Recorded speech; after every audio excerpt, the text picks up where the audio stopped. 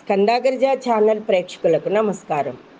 సుబ్రహ్మణ్య భుజంగ స్తోత్రం 5వ శ్లోకాన్ని మనం ఈరోజు నేర్చుకుంటున్నాము. ఈ శ్లోకంలో మనకి సుబ్రహ్మణ్యేశ్వర అనుగ్రహం ఎలా లభిస్తుంది అన్నది ఇందులో చెప్పడం జరిగింది.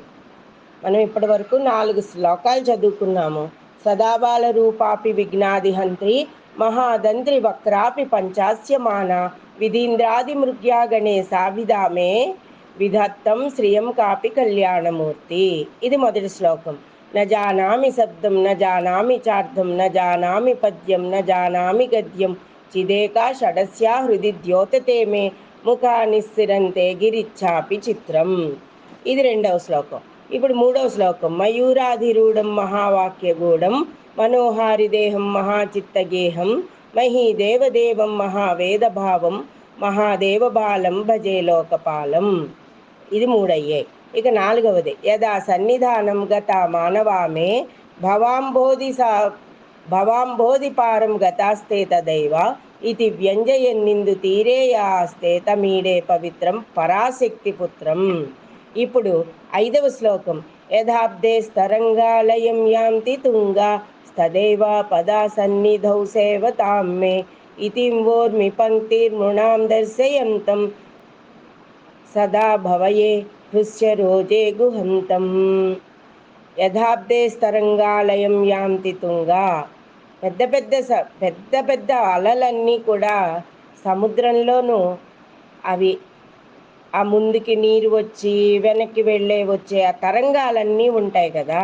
అవి ఎటువంటి శబ్దాన్ని వస్తాయి? ఒక లయకారంతో ఉన్న శబ్ద తరంగాలుగా మనకి వినబడుతూ ఉంటాయి. అలాగా నీ సన్నిధానమని ఎల్లవేళలా ఎప్పుడూ కూడా ఏ ఆపదలు నశించడానికి జనులు నీ పాదపద్మములను పట్టుకుని సేవించుచూ ఉంటారో వారందరూ కూడా తరంగ పంక్తులను చూపుచున్నట్లుగా ఉన్న ఆ కార్తికేయుని నిరంతరము నా హృదయ పద్మమునందు తలుస్తూనే ఉంటాను. ఇప్పుడు మనకి మంచి రోజు వస్తుంది. అబ్బా, దేవుడి వల్లే కదా ఇంత జరిగింది. ఇలా మనం పాఠాలన్నీ కూడా పారాయణాలుగా చేసుకుంటున్నాము. అందుకే మనకి కష్టాలన్నీ కూడా అలా ఆలోచినట్టు వెనక్కి వెళ్ళిపోతున్నాయి అని అనుకుంటూ ఉంటాం. అటువంటప్పుడు ఏమనుకుంటూ ఉంటాము? ఎప్పుడు స్వామి నా ఎందు నీవు ఉన్నావు, నాతోటే నువ్వు నడుస్తున్నావు, నువ్వు నన్ను నడిపిస్తున్నావు. ఎన్నెన్నో భావనలు మనకి తెలియకుండానే మనం భగవంతుడితో మాట్లాడుతున్నట్టుగా మన భావన అంతా కూడా అలా హృదయంలో పొంగి పొరలిపోతూ ఉంటుందన్నమాట. అంచేత ఈ శ్లోకాన్ని గనక పై 4 శ్లోకాలు ముందు చదవాలి సుమా. చదువుకుని ఈ 5వ శ్లోకాన్ని కూడా 11 సార్లు ఈ రోజుని పారాయణం చేసుకుని ఉంటే మీ కష్టాలన్నీ కూడా ఆ అలలు ఎటుగా ముందుకొచ్చినట్టుగా ఉవ్వెత్తున లేచి మళ్ళా తగ్గి వెనక్కి వెళ్ళిపోతాయో మీ కష్టాలన్నీ కూడా అలాగే వెళ్ళిపోతాయి. ఆయన సన్నిధానాన్ని సేవించిన జనులందరికీ కూడా సకల ఆపదలు నశించును.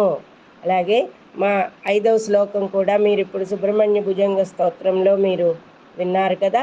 ఇది చదివిన వెంటనే మీరందరూ కూడా మా ఛానల్ని సబ్స్క్రైబ్ చేసుకోండి, షేర్ చేయండి, లైక్ చేయండి. మీకు ఇంకా ఎటువంటి విషయాలు తెలుసుకోవాలనుకుంటున్నారు, ఇంకా ఏమేమి శ్లోకాలు నేర్చుకోవాలనుకుంటున్నారో కూడా మెసేజ్ల ద్వారా మా ఛానల్ వారికి పంపించండి. తప్పకుండా మీకు మేము మా నుంచి ఇటువంటి ఆధ్యాత్మిక సంపదనంతా కూడా పంచడం జరుగుతుంది. స్వస్తి. రేపటి భాగంలో 6వ శ్లోకాన్ని నేర్చుకుందాం. అంతవరకు ఓం శరవణ భవాయ నమః అని చెప్పి మనం నామస్మరణ చేస్తూ ఉందాం.